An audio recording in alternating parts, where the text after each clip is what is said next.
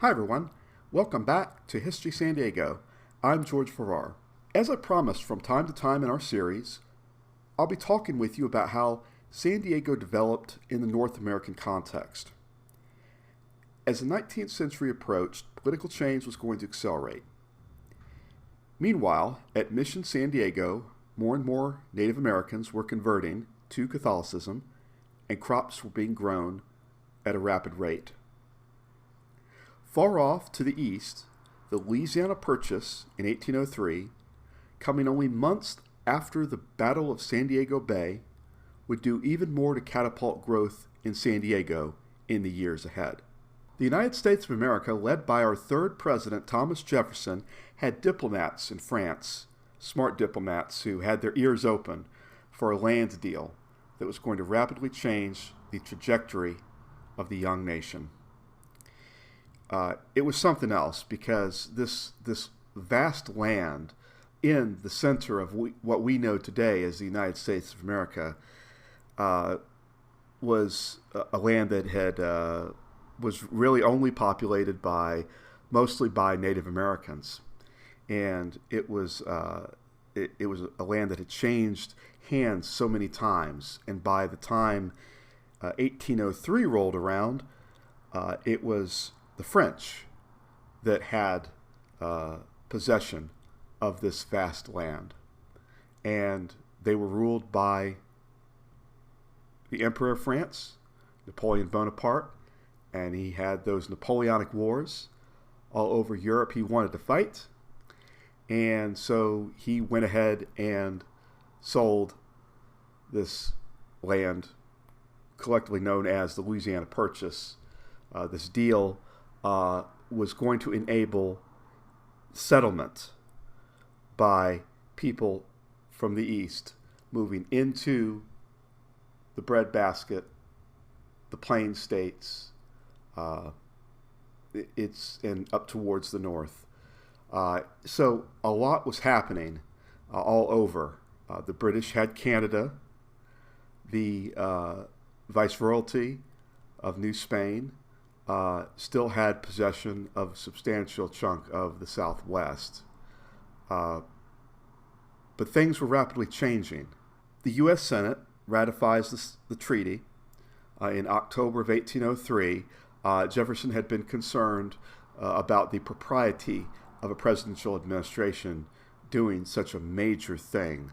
But he was certainly rewarded by history, and his impact on the nation's history should certainly be reflected, and his impact upon bringing growth and development towards San Diego should be acknowledged.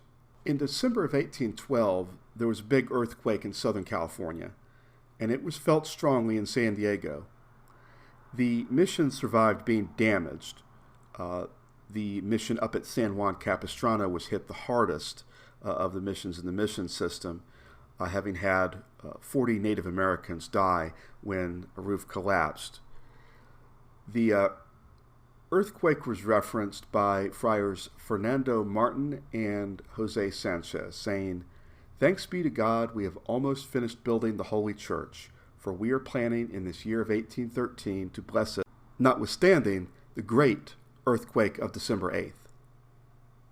So a new mission comes along in 1813, in November of 1813, and so with all of the prosperity that I mentioned earlier, the conversion of the Native Americans to Catholicism, the rich agricultural bounty, both in produce and in animals,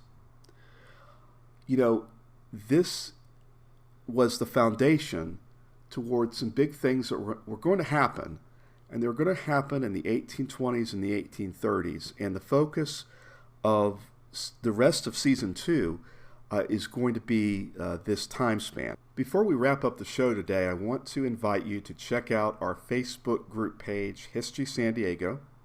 I also invite you, if you're on TikTok, to please check out Exploring with George on TikTok.